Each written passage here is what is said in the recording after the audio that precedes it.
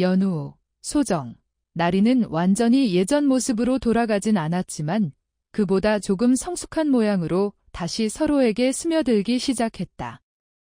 그 전까지 연우와 소정에게 나리는 아무 말도 없이 갑자기 사라져버린 친구였지만 다시 만나 술을 마시고 밥을 먹고 늦은 밤 헤어지던 길에서 언제 우리 집 놀러와? 내가 요즘 요리 잘해. 라고 말하는 나리를 보면서 연우와 소정은 자연스럽게 느꼈다. 아, 얘는 여전히 우리가 아는 나리구나. 2024년 초 캠퍼스에 다시 봄 분위기가 감돌 때 셋은 거의 매주 한 번씩은 연우 자취방에 모였다. 연우는 2024년부터 본격적으로 연구실에서 진행하는 프로젝트의 중심에 서 있느라 살짝 지쳐 있었고, 소정은 2023년부터 연애하고 있던 여자친구와 안정적으로 만나고 있었지만, 엄마와의 갈등은 아직도 불씨처럼 남아 있었고, 나리는 생물교육과에서 새로운 과제에 몰두하느라 새벽까지 자료조사와 각종 대외 활동을 반복하고 있었다. 바쁘고 불안하고 피곤했지만 이상하게 셋이 모이기만 하면 마음 한쪽이 환해졌다. 연우가 따뜻한 보일러 켜진 자취방에서 컵라면에 계란을 풀어주면 소정은 무릎을 끌어안고 앉아 연우의 연구 이야기를 들었다. 나리는 졸리면서도 계속 자기 일정을 정리하며 아, 나 이거 또 스케줄 꼬였다 하고 투덜댔다. 그 모습이 너무 익숙했다. 우리 진짜 다시 만난 게 다행이다. 연우가 말했다. 소정은 고개를 천천히 끄덕였다. 그러게. 나 솔직히 너희 진짜 그리웠어. 나리는 괜히 컵라면 후루룩 마시며 대답 대신 조용히 웃었다. 셋은 다시 그렇게 자연스럽게 친구가 되었다. 연우는 2024년이 되자마자 숨이 막힐 만큼 바빴다. 2학년 때부터 스스로 잡은 연구 주제가 본격적인 프로젝트로 확장되면서 입학 초부터 눈여겨보던 교수님에게 좋은 방향으로 발전할 수 있다. 이는 말을 들었고 연우는 그 말에 사로잡혔다. 좋은 방향, 발전, 가능성.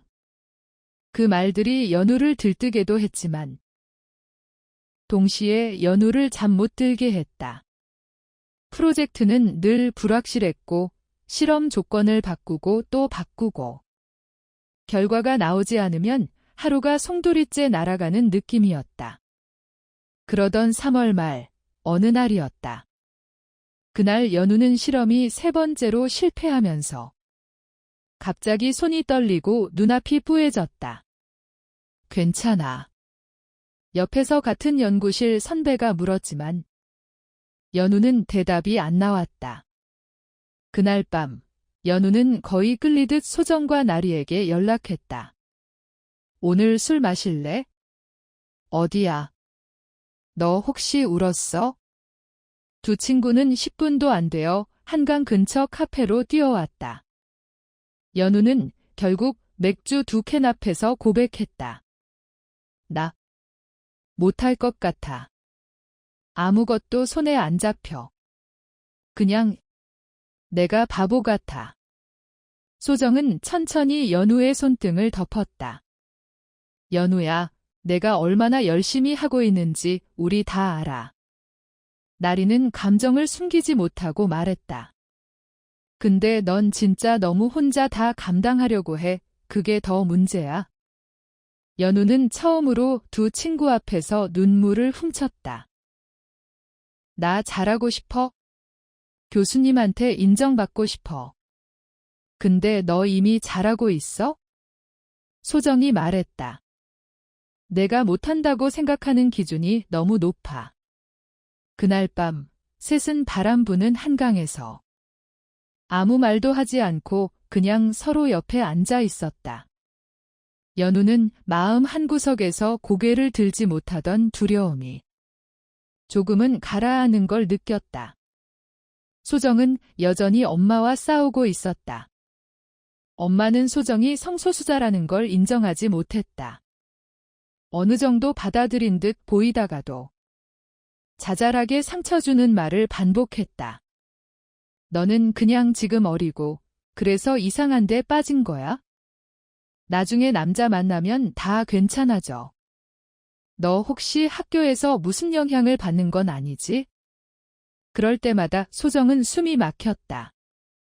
가장 견디기 어려운 건 엄마가 제발 평범해지라고 말할 때였다. 난 평범하지 않은 게 왜 죄인지 모르겠어. 소정은 어느 날 연우 자취방에 앉아 울먹이며 말했다. 나리가 그 말을 듣고 기가 막히다는 듯 말했다. 아니, 평범이 뭔데? 그거 누가 정하는 건데? 그러니까 말이야. 연우도 고개를 끄덕였다.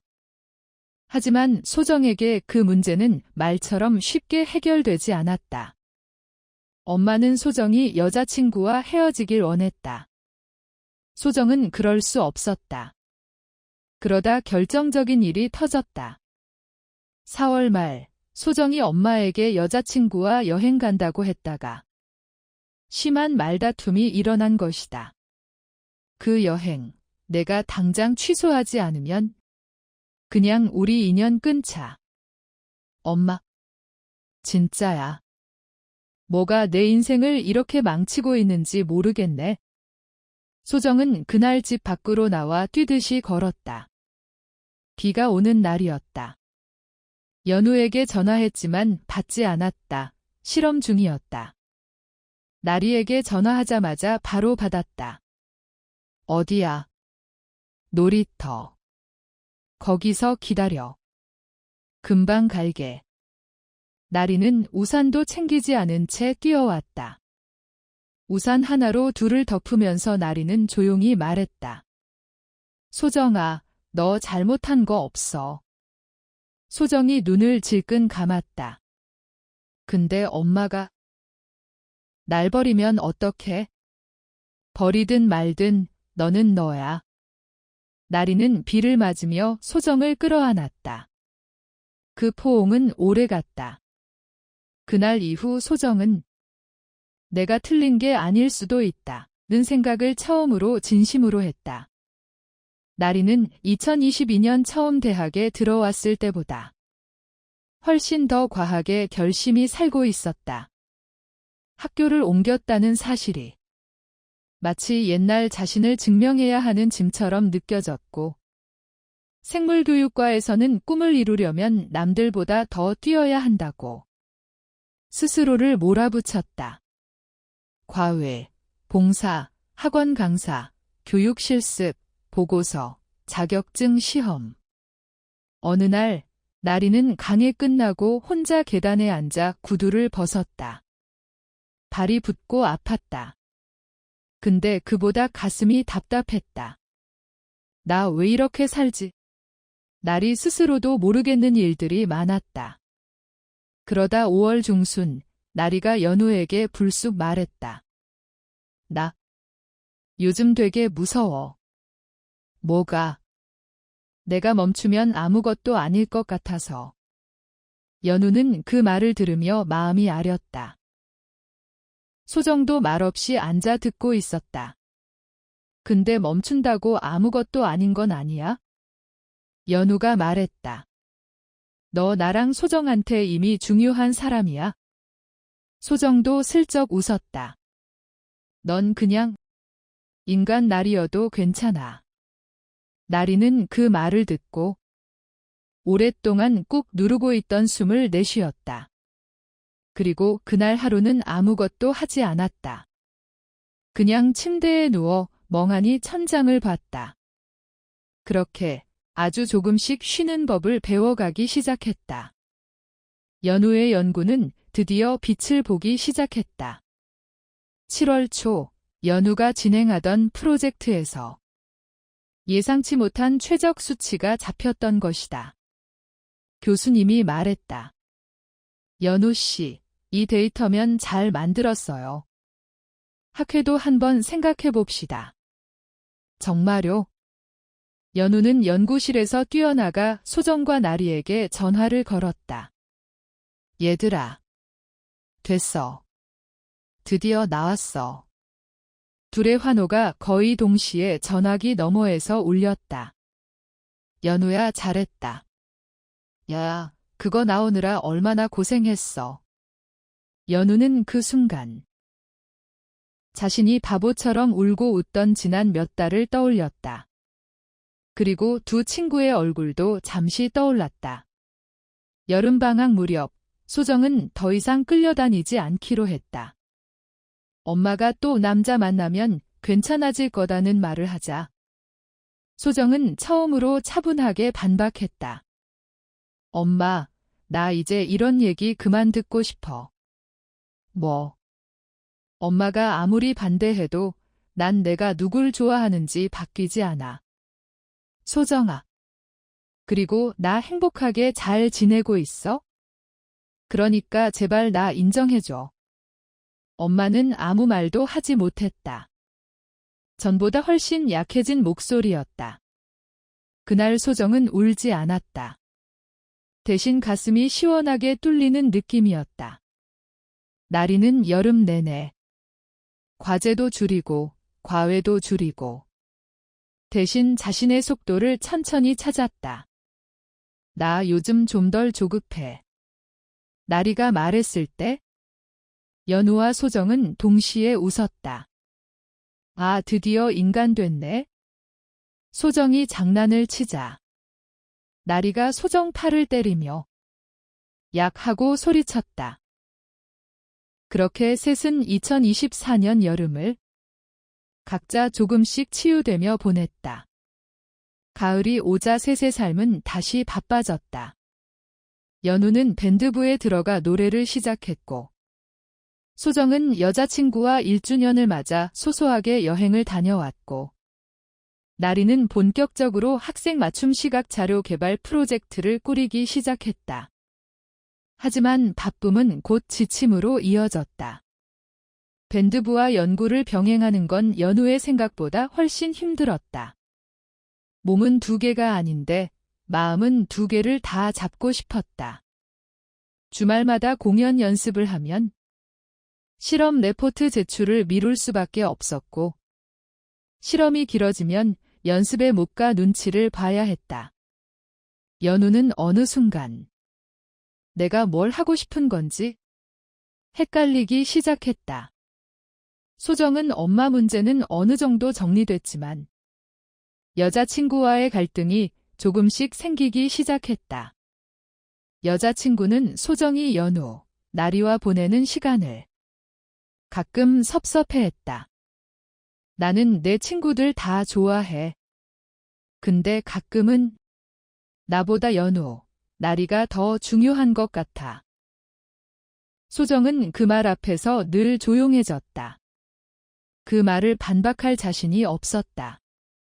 나리는 프로젝트가 잘 굴러가고 있었지만 팀원 중 한 명이 갑자기 빠지면서 일정이 무너졌다. 아, 나 진짜 못하겠어?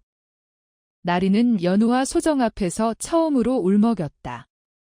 셋은 2024년 가을에 서로의 불안과 지침을 마치 이전에 이미 알았던 것처럼 조용히 받아냈다.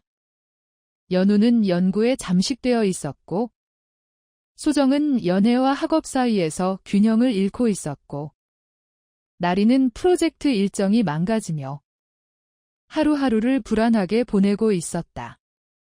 그러던 어느 날 셋은 우연히 같은 시간에 각자 다른 이유로 서로에게 전화를 걸었다. 얘들아, 나 진짜 너무 힘들어. 나도. 나 너무 지쳤어. 나 그냥 잠깐 사라지고 싶어. 셋은 동시에 말문이 막혔다. 그리고 연우가 말했다. 우리 지금 볼래? 어디로 갈까? 연우 집. 바로 갈게. 그날 연우 자취방에는 야식 봉투와 술세 캔, 묵직한 한숨들이 가득했다. 나리는 바닥에 엎드렸고, 소정은 소파에 기대 앉았고, 연우는 주방에서 오래 참고 끓인 라면을 들고 나왔다. 우리 왜 이렇게 힘들어? 소정이 웃으며 울었다. 그러자 연우가 대답했다. 근데 힘들어도 너희 있으니까 버티잖아. 나리가 고개를 들어 말했다. 맞아. 나 진짜 너희 아니었으면 올해 진짜 큰일 날 뻔했어. 그날 셋은 서로를 붙잡고 오래 울고 오래 웃고 말도 안 되는 농담으로 막힌 마음을 조금씩 풀어냈다. 그 밤 이후 셋은 이 우정이 예전보다 더 단단해졌다는 걸 본능적으로 알았다. 새롭게 시작한 2025년은 셋 모두에게 가장 중요한 해였다. 연우는 4학년이 되어도 여전히 연구를 했고 밴드부에서도 활약했다. 하지만 스스로 지쳤다는 걸 인정하면서 1학기 후 휴학을 결심했다. 소정과 나리는 잘했다. 너 지금 쉬어야 돼. 라고 진심으로 말했다. 소정은 심리학 전공 공부가 재밌어지기 시작했다. 상담 심리 수업에서 스스로를 이해하는 법을 배우며 엄마와의 관계도 조금씩 다시 회복하기 시작했다. 여자친구와의 갈등도 대화를 통해 해결해갔다. 나리의 프로젝트는 2025년에 본격적으로 완성 단계에 들어갔다. 교육 실험을 위한 시각 자료가 일부 초등학교에서 실제로 사용되기 시작했다. 교사들에게서 호평도 받았다. 그런데도 나리는 여전히 조급했다. 나는 아직 많이 부족해. 더 해야 돼. 그러자 소정이 말했다.